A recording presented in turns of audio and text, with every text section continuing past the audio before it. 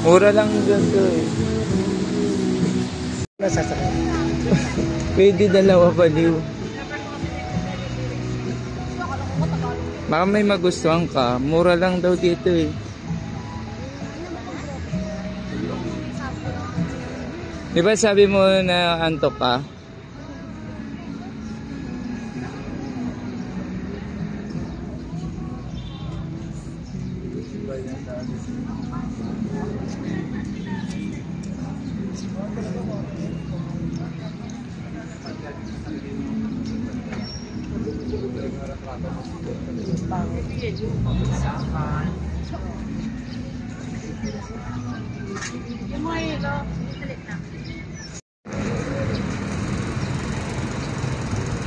Ayun o.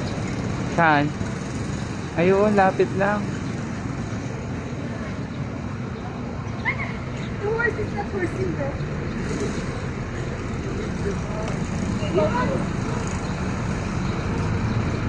My name is Betty. I'm from the Tourism Promotions Division of Intramuros Administration, and I will be your tour guide for today. So, let's start po. This is Kuya Roland, our driver, Chanvia driver, and together with me is Miss Jen from the Office of the Administrator. So, ayan, let's start our rolling tour. Before we begin, I would like to welcome you all to Intramuros. Did you know where the name Intramuros came from? Yes. Hindi. So, ang Intramuros po, wala nang pong foreigner, ano? Sige po. So, ang Intramuros po ay nagsimula sa two Latin words na intra meaning within and muros meaning walls. That's why it is called within walls or the walled city of Manila. So, ang walled city of Manila po ay dating Old Manila. Yung Intramuros po, ito po yung Old Manila. So, before the Spaniards arrived here in the Philippines, meron na pong Tagalog settlement called Maynila. Alam niyo po ba kung saan nagaling ang name na Maynila? Ang Maynila na name po ay nagaling sa nilad, yung nilad plant po. Dati po kasi nakita yan dito na madami pong nilad plant. That's why they called it Maynilad. That turns into Maynila. Yan. So, meron pong Tagalog settlement na before po mag-arrive yung mga Spaniards.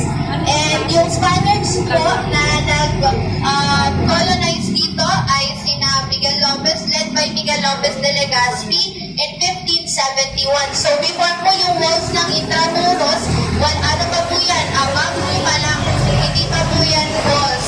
So, to protect po the Intramuros from the invaders, they create or they recreate the walls into a stone which is called volcanic top or adobe from Guadalupe in Makati. So ngayon po, nandito tayo sa Arzobispo Street and ang tawag po dito sa sinasakyan natin ay Chanvia. Ito po yung first modern transportation in pre-war Manila. This is the Archbishops of Manila, the residence of the Archbishops Office po pala. And then now, next to it is the Centro de Intramuros and Museo de Intramuros. It is our newly reopened museums and it is the old site of San Ignacio Church. Yan, yung Centro Intramuros po, it showcases the history of Manila and Intramuros, while the Museo showcases the different religious artifacts po na meron dito sa Intramuros. Kasi yung Intramuros po before, yung Manila ay center of religion. And then here po on this side is the under construction Intramuros Convention Center, which was the old site of Ateneo de Municipal or Ateneo de Manila. And here po is the Philippine Experience, led by the Department of Tourism. So, dyan po may mga karinderya na nagtitinda ng mga Filipino foods. Ay. Dito, this is the Puerta Santa Lucia. So, dyan naman po dumadaan sila kapag gusto po nilang pumunta sa Paseo de Luneta. And dito naman po, ang tawag dito ay Galeria de los Presidentes de la República Filipina. Nandiyan po yung mga portraits ng mga past presidents of the Philippines.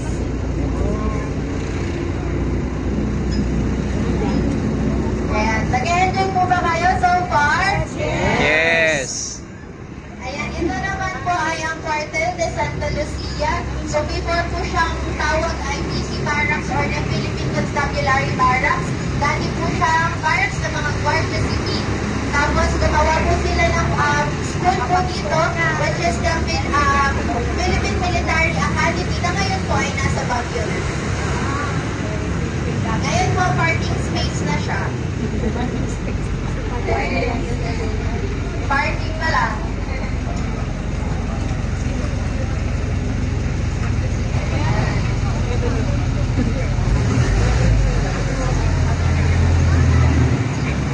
Next to the hotel po ay ang Bagong Bayan Light and Sound Museum. Dati po itong space na to, dati siya home of the nunnery.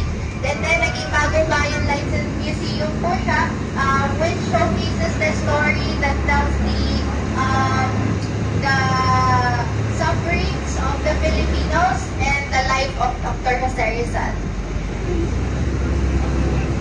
Next to it po is the Baluarte de San Diego. So sa Baluarte de San Diego, makikita niyo po yung old fort or stone fortification, which is the Fort Western Seniority Area, which was built in 1587. And it is the first masonry defense of Manila. And dito din po yung area kung saan first nag-invade yung British forces in 1762 until 1764. Yes. So, mapapansin niyo po, ito yung malls natin. Beyond the walls po, di ba may golf course? Dati po yung golf course, mode po yan. Parang tubig po na kulay green. Dati po yung mode lahat po buong Intramuros, yung beyond the walls. Pero po, during the American occupation here in Manila, they covered it with soil due to sanitary and health reasons. And then, hindi na po siya na-excavate. Pero sa Fort Santiago po, kung makikita niyo po yung parang bridge doon, may mode pa po doon. Ito po yung pamantasan ng lungsod ng Maynila, which is the first Jesuit compound. So, it's a state university by the Manila, City of Manila. Offices. And mapapansin nyo po sa mga gilid ng walls, mayroong mga racks. So, yan po yung mga baluarte, which is part of the defense during the Spanish period, during the occupation of different countries here in Manila. So, may mga makikita po kayo parang space gap po sa mga walls. Yan po nila nilalagay yung mga guns and cannons. Tapos, para po, maprotektahan nila yung walls ng Intramuros. And then, this is Manila Bulletin po ngayon. Dati po siyang San Nicolas Church.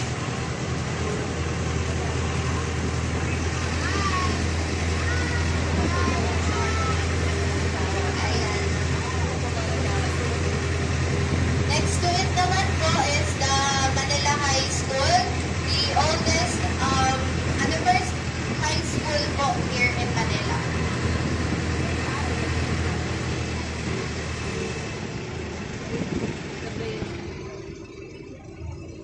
And then the bailiff po, owned by the LBU and also the LBU Culinary Institute.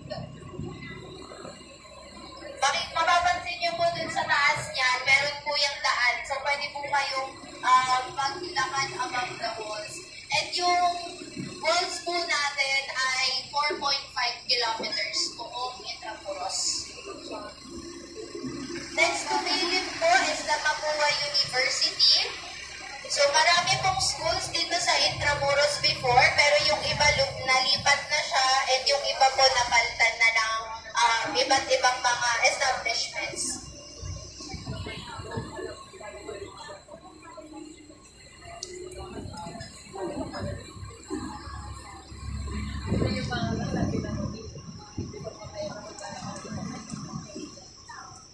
Nakita rin itong Mapuan. Now po, dati pong site ng San Francisco Church, the Lyceum of the Philippines University, and dati din po dito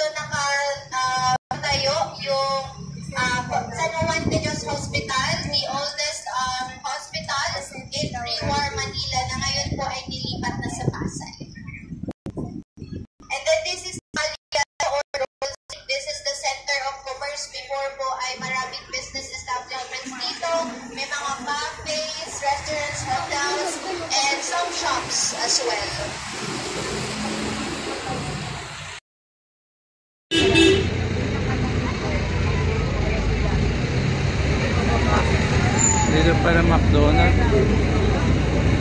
Ay, Starbucks. Starbucks din. Ayaw ko nasa gilid. And then one of the oldest school that's still operating here inside the Intramuros is the Colegio de San Juan de Letran. So yung Letran po ay ginawa, yung school na yan ay ginawa for orphans. It's a school for orphans. And kung mapapansin nyo po sa mga walls natin, meron pong mga parang bullet holes. So, yun pong iba dyan ay original, yung iba naman po ay hindi. Hindi na po kasi natin masasabi kung alin yung original sa hindi dito dahil during restoration, tinatanggal po nila yun, tapos binabalik. So, hindi na natin mapo-point out kung alin ba ang original sa hindi. And then this is the Riverside curtain walls. So, ito po mga timbers na to, ginagamit siya for storage ng mga goods from the port.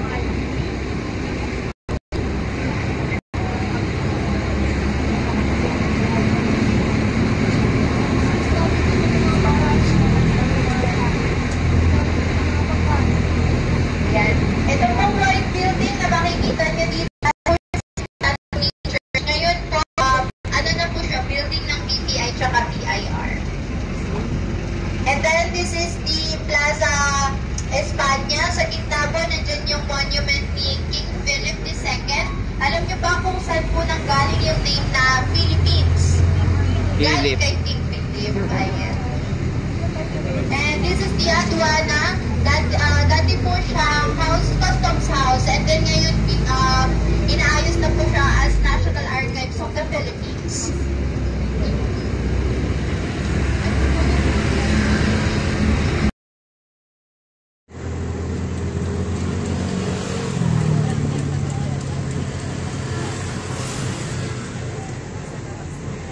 Ngayon naman po, papasok po tayo sa daan papunta sa Pasig River Esplanade.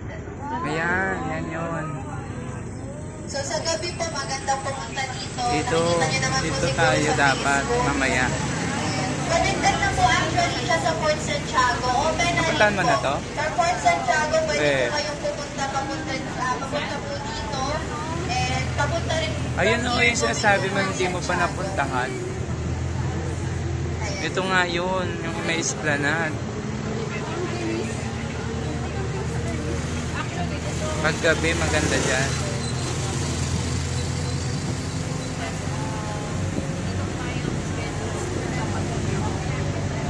Dati kasi wala pa yung ganyan eh. Sa kabila po ng Pasig River, yan po yung San Nicolas and Binondo. Yan pala yung Binondo Bridge, yun yung sinasabi mo.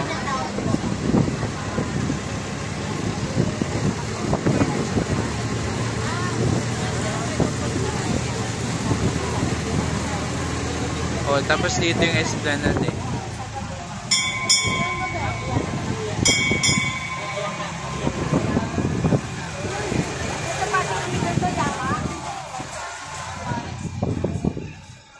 So now po, nandito tayo sa Plaza Mexico. So meron po diyang, yan pong nasa gitna. It's a tribute po sa good connection ng Philippines and Mexico. Kasi po nung in-occupy po tayo ni Miguel Lopez de Legazpi, ginawa niya po capital city yung Manila. And then po, nilink niya po ito sa Americas and Europe through the Manila-Acapulco Galleon trade. And this trade involves ship bringing Asian goods po sa Mexico in exchange for silver. And this silver were returned here in Manila, boosting its economy and making it as one of the world's major trading ports in the 1600s.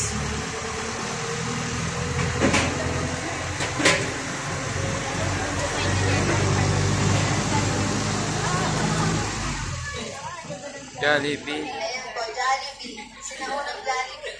Ano pa po yan? Front building na nasa left side nyo po, dati po yung site ng University of Santo Tomas. Ngayon po, BM condominium na siya. And this one po is the American Building Era. So, dati po site to ng ABS-CBN.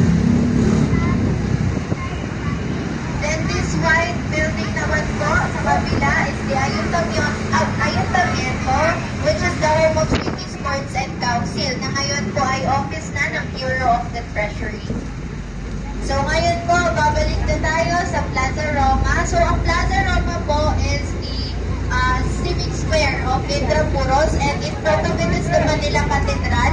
So Manila Cathedral was known as the Mother of the Philippine Churches, and it is its 8th version na po. So, pang-8 na pong version yan. And then yung sa gilid naman po niya is the Palacio del Gobernador, which is the residence of the Spanish Governors General. And ngayon po, office na po yan ng Intramuros Administration and the COMELEC. So, on behalf of Intramuros Administration po, we thank you for having a ride with us around the walls of Intramuros. So, ito pong free tour po na ito ay dahil sa kadiwa ng Pangulo to support po our local products, agricultural products. Thank you so much. Tumayo ka para mataas ang depart ng ano. Ayoko. Meron ako pero pawisin. Meron nga tatay. Sinikip. Kapit. Meron nga tatay.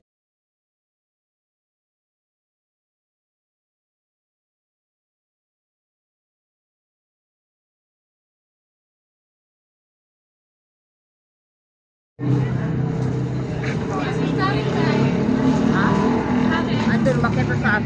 Ha? Bakit na saan?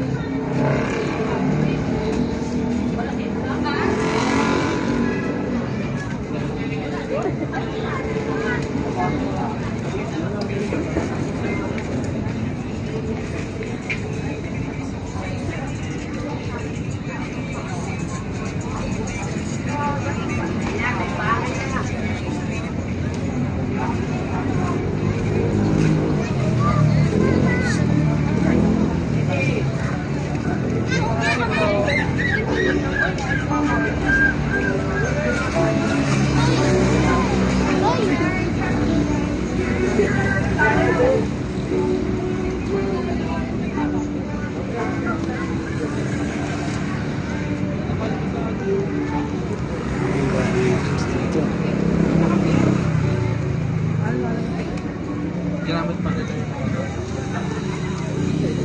Okay na.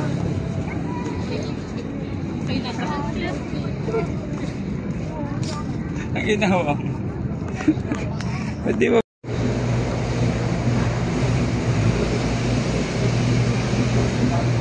Pan delicious. Kaya ito. Delikado.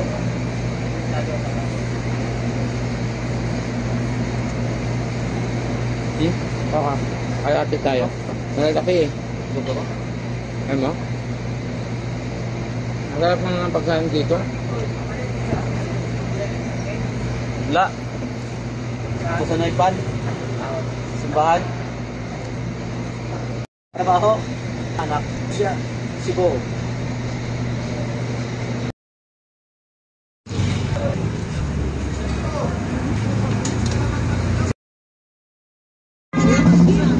Kahapon, no?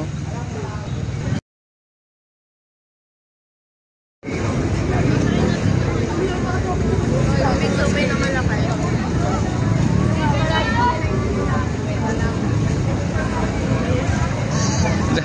Yung motor pala. Tapos na po. Ah, hangga.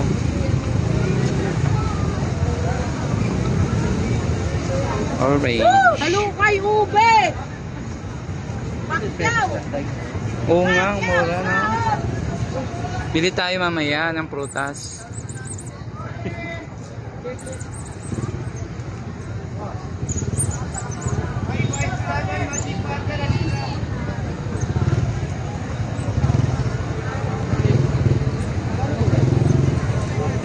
Ayan, try natin mamaya. Parang ka, no? Ang bango-bango. Atay.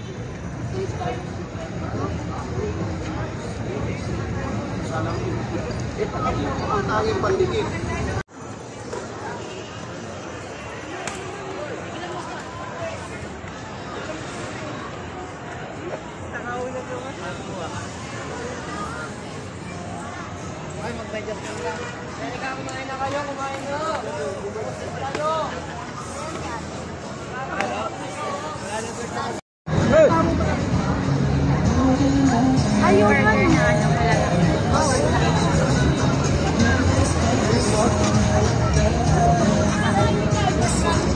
na ano, malalaki. Ay, sorry po.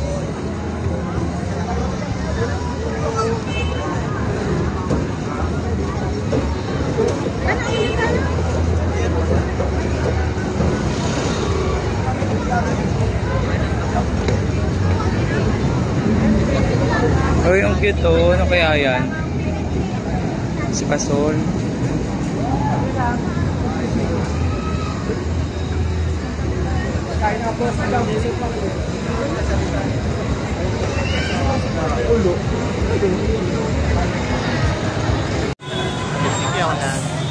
Ano, bili tayo? Ano, paano magbayad? Ay, saan po yung pila? Saan yung pila? Pila ka na. Videoan kita. Doon ka. Dalawa sabihin mo. Bayaran ko mamaya. Sige na. Sayang naman yung punta natin dito kay Neneng B.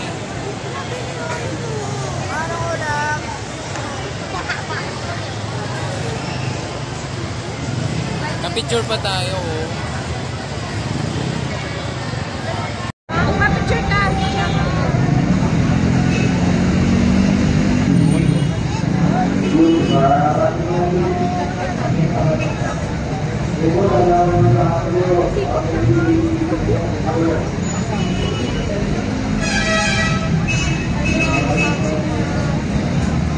Hi, vlog.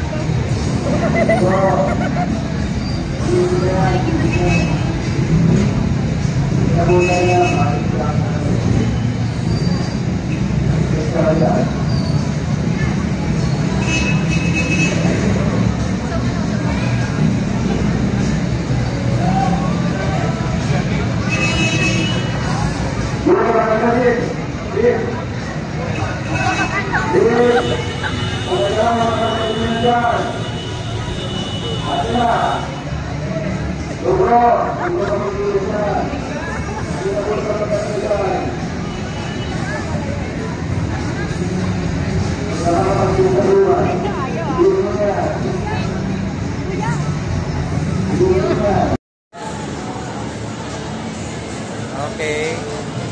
Now she's preparing the sandwich for everyone.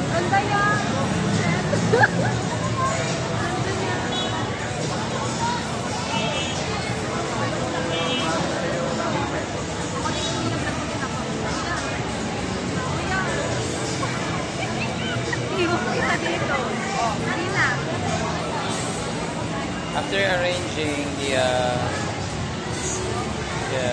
sandwich,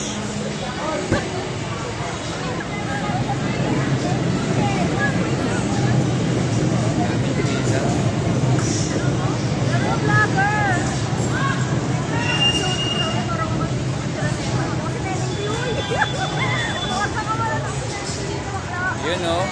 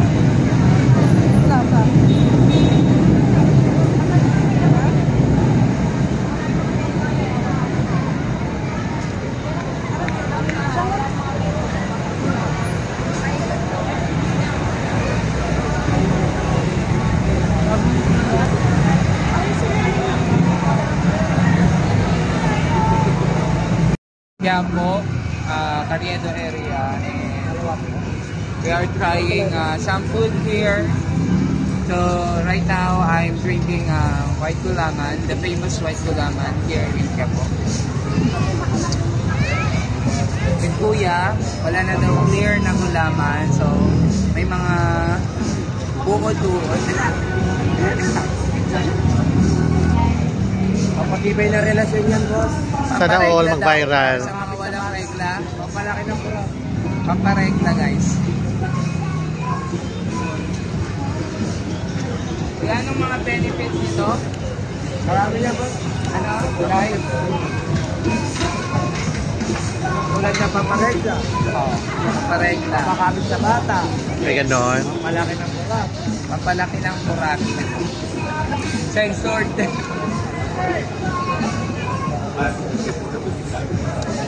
Ikaw din.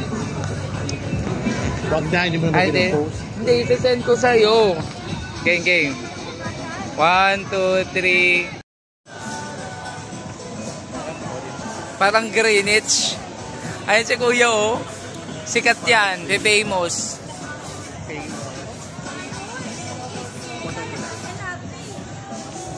What can you say about the taste? Winner? Clear.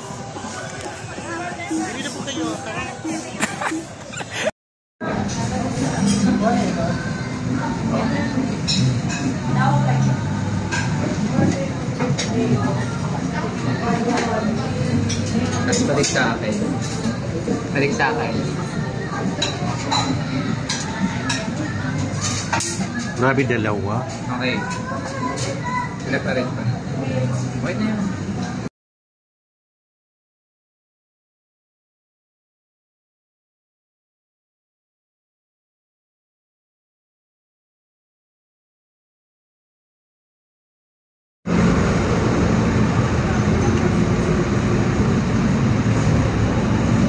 Malinis ang Manila. Kailangan alas 9 malinis ang Maynila.